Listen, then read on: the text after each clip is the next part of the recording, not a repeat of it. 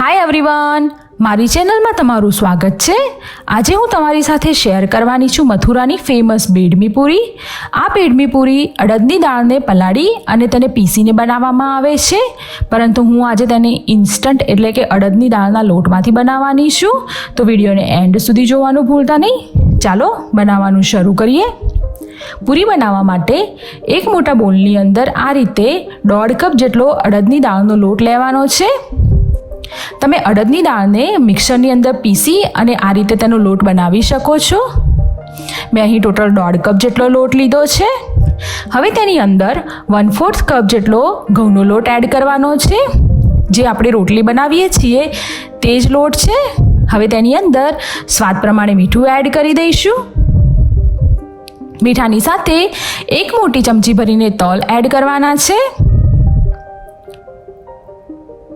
તલની સાથે 1 મોટી ચમચી ભરીને આ રીતે અજમો લેવાનો છે।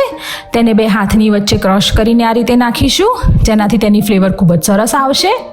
અહીં મેં 1 મોટી ચમચી ભરીને કાશ્મીરી લાલ મરચું પાવડર લીધું છે અને તેની સાથે 1 મોટી ચમચી ભરીને તેલ નાખી દેવાનું છે।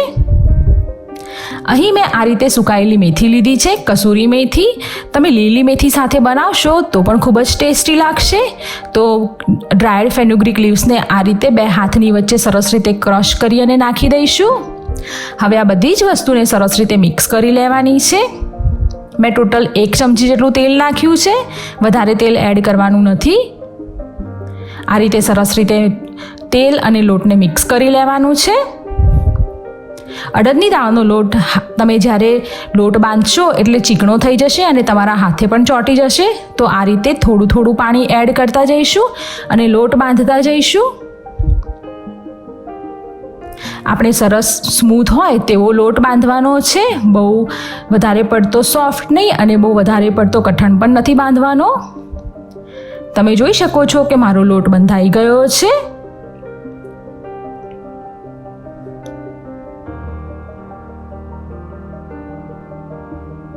હવે આ રીતે મેં મારા કિચન કાઉન્ટરને ગ્રીસ કરી લીધું છે તેલથી।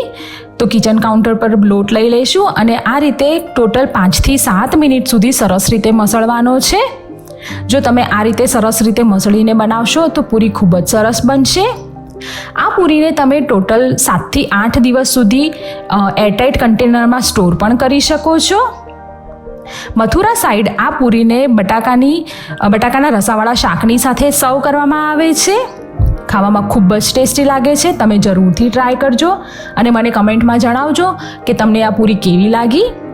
તો આ રીતે એક નાનો બોલ સાઇઝનો ડો લઈ લઈશું અને અડદની દાળનો જે લોટ છે તેનાથી ડસ્ટ કરી લેવાનો છે। હવે એક મોટી સાઇઝની રોટલી હોય તે રીતે વણી લેવાનું છે। તમે નાની નાની પૂરી પણ બનાવી શકો છો, પરંતુ હું અહીંયા ડાયરેક્ટ એક મોટી રોટલી વણી અને તેને કટ કરી લઈશ। હવે આ રીતે કોઈ પણ ઢાંકણની મદદથી તેને કટ કરી લેવાની છે। તમે નાની હોય તેવી વાટકીનો પણ યુઝ કરી શકો છો। આ રીતે કટ કરવાથી બધી જ પૂરી એક સાઇઝની બને છે। તમને આ રીતે ના કરવી હોય તો તમે રેગ્યુલરલી આપણે જે પૂરી બનાવીએ છીએ તે રીતે વણી શકો છો। તમે જોઈ શકો છો કે મારી બધી જ પૂરી કટ થઈ ગઈ છે। આ રીતની પૂરી હોવી જોઈએ, બહુ જાડી કે બહુ પાતળી હોવી ના જોઈએ। તો આ રીતે તેને એક પ્લેટની અંદર લઈ લઈશું। આ રીતે બધી જ પૂરી કટ કરી લઈશું। મારું તેલ સરસ રીતે ગરમ થઈ ગયું છે, તો તેની અંદર આપણી બધી પૂરી એડ કરી દેવાની છે। એક સાથે 7 થી 8 પૂરી તમે એડ કરી શકો છો। તેલ ગરમ હોવું જોઈએ, તેલ ઠંડુ હશે તો પૂરી સરસ રીતે ચડશે નહીં। તો આ રીતે સરસ રીતે 2 બાજુથી ફ્લિપ કરી અને તળી લેવાની છે। મારી પૂરી રેડી થઈ ગઈ છે। તમે જોઈ શકો છો કે કલર પણ ખૂબ જ સરસ આવ્યો છે। હવે તેને બહાર કાઢી લઈશું। આ રીતે હું મારી બધી જ પૂરીને તળી લઈશ। આ પૂરી ખરેખર ખાવામાં ખૂબ જ ટેસ્ટી લાગે છે। તમે જરૂરથી ટ્રાય કરજો। જો તમને મારો વિડીયો પસંદ આવ્યો હોય તો તેને લાઇક અને કમેન્ટ કરવાનું ભૂલતા નહીં। જો તમે મારી ચેનલ પર નવા હો તો તેને સબસ્ક્રાઈબ કરી અને તેની પાસે જે બેલ આઇકન છે તે દબાવી લો, જેથી કરીને મારી ચેનલની રેગ્યુલર અપડેટ્સ તમને મળતી રહેશે। Thanks for watching my video. By.